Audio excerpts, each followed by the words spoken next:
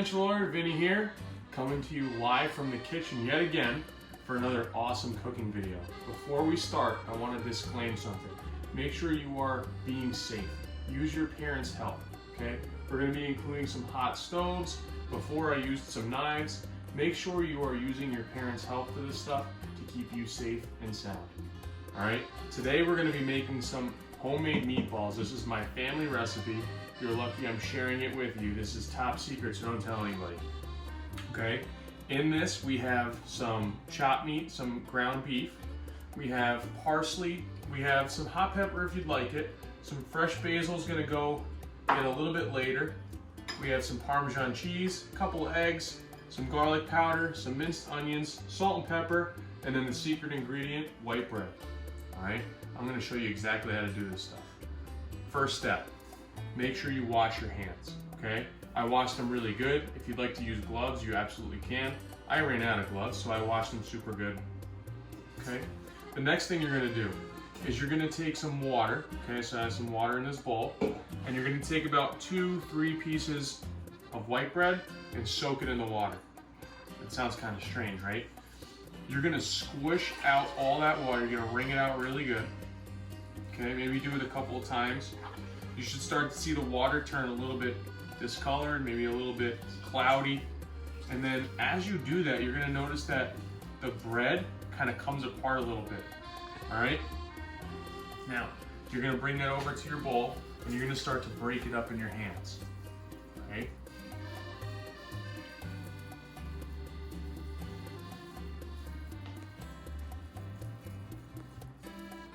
So it's nice and broken up, okay?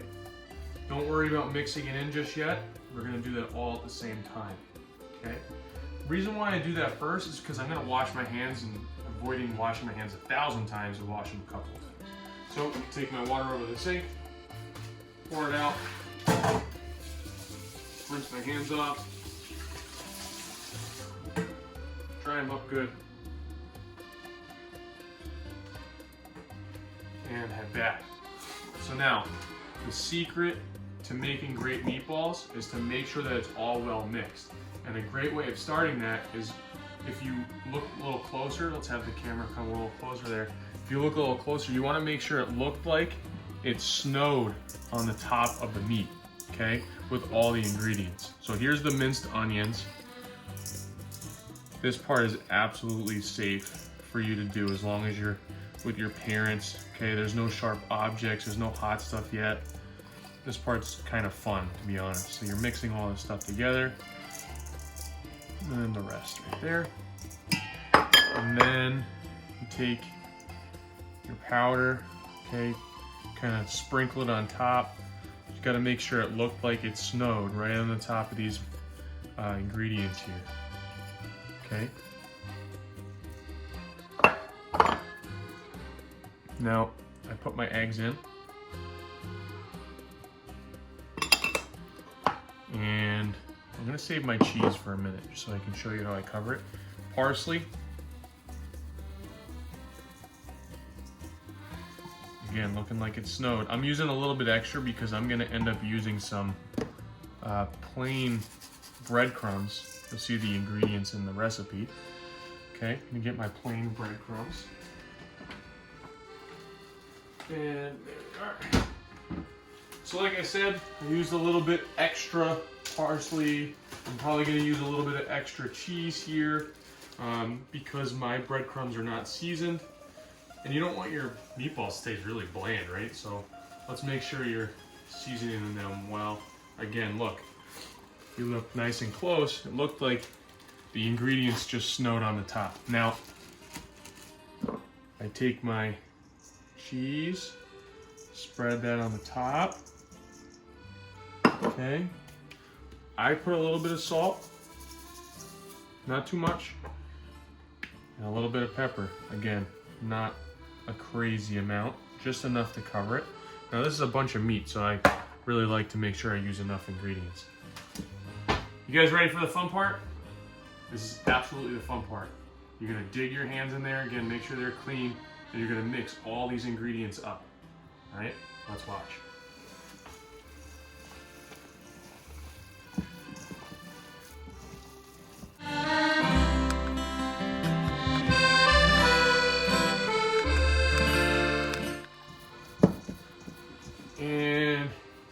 go.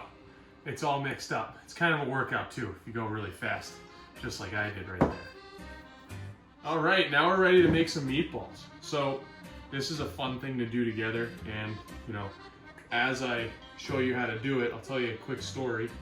It's not super complicated, right? So you can follow along as I tell the story. So when I was a kid, I'd go over to my grandmother's house all the time while my parents worked, and at home, my mom didn't really let me cook too often. I wasn't really allowed to touch the stove. She was afraid I'd make a mess, which I probably would have. But she really wanted to keep me super safe and wouldn't really involve me in cooking. However, my grandmother would always let me. So whenever I would go to my grandma's house, whether it was meatballs or we were making soup together, I'd get involved and cook with her. And this was definitely my favorite meal to make. All right, let's make some.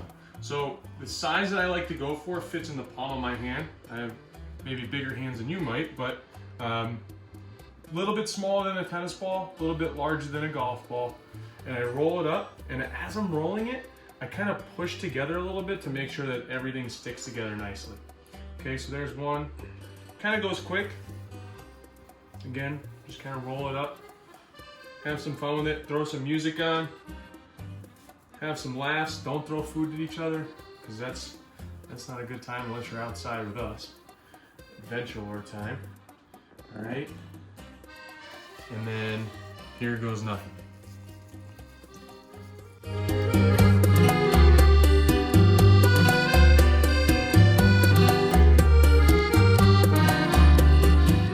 And there you go. So we have some really different sized ones, and we have some, you know, perfect ones, but again, that's okay. You can't really mess this stuff up. That's the glory of meatballs, right? You can kind of mess. Trying something new today, might as well. Okay, so open up that oven, push them on in, and we'll see those bad boys in about an hour or so. Okay, toward the end of the cook time, sometimes I turn it up a little bit depending on how they cook. If they're larger meatballs, kind of like those, I'll keep it at 375, and then maybe the last 5 minutes I'll throw it up to 400 just so they crisp up. And yeah, that's pretty much it. All right, so as promised, we're gonna make mom's gravy too. This is a quick way of making it. There's a more involved way, but for today's purpose and for meatballs, which are super flavorful anyway, we don't need to go crazy in depth, okay? So the first thing that we're gonna do is we're gonna heat this pot up. I'm using about an 8 or 6 in between there, so 7 on my stove. That's pretty much medium high. And then I'm gonna take my olive oil and I'm gonna pour enough in there so that it covers the bottom of the pot, okay? Now Italian cooking uses a lot of garlic and a lot of olive oil, so don't be afraid to use enough, okay?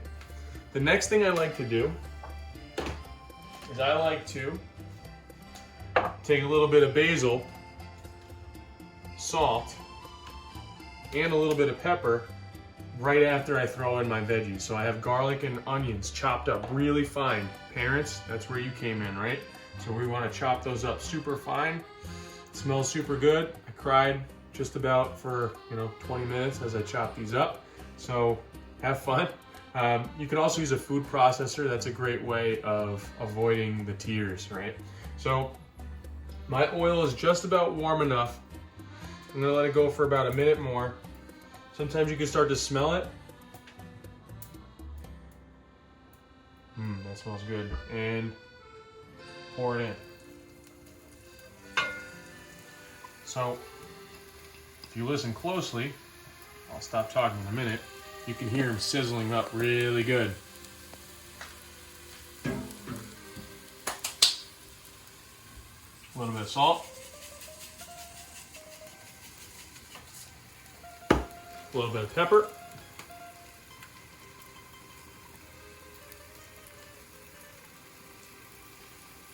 And my mom doesn't do this, but I do. Red pepper. Okay, now it smells delicious, but as it's, we want to make sure that all the different sides of the veggies are cooking up well.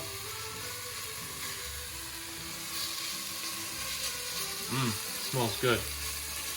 Now just before I put the tomato sauce in, I'm gonna take some basil, and in my hands, I'm gonna rip it up really well. You can actually smell the basil as you tear it up. And then I toss it in there. A couple more pieces. This basil I grew right in my window. You can too. It's not that hard to grow. Just an herb, so it grows super quick. Maybe Ty can show you guys how to grow some basil. Huh? And stir that around a little bit. Now we don't want the basil to burn, it's super fragile. So then right away, I drop the heat down a little bit. Pour in my red tomatoes. Mix it up a little bit.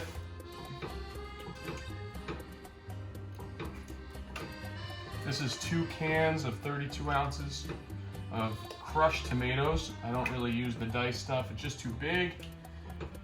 Okay, gravy, you want to make sure it's nice and thick when it's all cooked. Now, the same amount of tomatoes that you put in, you want to put an equal part of water. I'm going to fill up this water. So, as I pour this water in, I just want to go really slow and then use my spoon to kind of work the water into the sauce. All right. And then again, I'm gonna go really slow so it doesn't splatter. And I'm gonna turn that heat up slightly again. Now, I've made this mistake before. I turn it up way too high and then I burn the bottom of the sauce and there's sauce exploding everywhere and it's uncontrollable. Keep it low, okay? Low and slow helps you out a lot. Now, the reason why we throw water in there is so that it gives the tomatoes and all the other ingredients time to kind of come together and create one amazing sauce. Kind of like Adventurelore staff comes together and makes one amazing staff. All right, we're gonna make one amazing sauce. I'm gonna let that go for a little while. When I come back, I'll show you what it looks like when it's just about done. It's gonna take a little bit of time. Usually takes just about the same amount of time as the meatballs inside the oven there. And then when it's all done, I'll show you what the final product looks like. See you in a bit. All right, and we're back. So the gravy has simmered down to, from this line, see this line right here? All the way down to there. That's the water evaporating out. That's helping the sauce again condense into that great taste that we want. We are almost there, but here's a trick. I prefer to eat the meatballs in the sauce. So when you go to eat them, you kind of fish them out. Sometimes the inside of the meatballs is still a little bit raw. And that's okay because we're gonna put them into this hot sauce. We're gonna throw the cap on it and we're gonna leave it there with the heat off. And what that's gonna do is it's gonna help the gravy and the meatballs kind of exchange flavors a little bit, and it's all gonna come together for one amazing taste. So I take them, just kind of plop them in.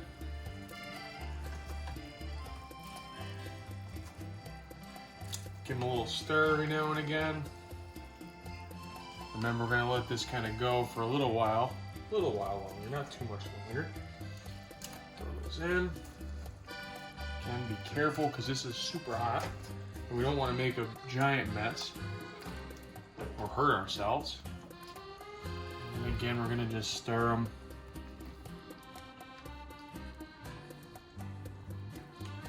Now, I let the meatballs cool off before I did that, okay? So it's very important to remember you don't want to touch a piping hot meatball and you're gonna be juggling all around.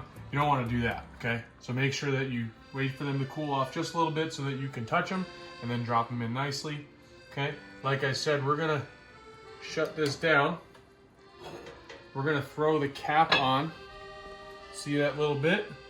We're gonna let that kind of allow some steam to come out while it cools off. And then when it's nice and cool and just about room temperature, you're free to eat it, all right? All right, there you have it. Not a fancy way of eating them, but by far my favorite way to eat this is a simple white bread sandwich. All right, Could you imagine Phoenix devouring this, or John Gabordi just shoving his face into one of these beautiful sandwiches? I can't even imagine what Rybo would do for one of these. But here you have it. Meatball sandwiches, fresh homemade, from my table right to yours. Enjoy.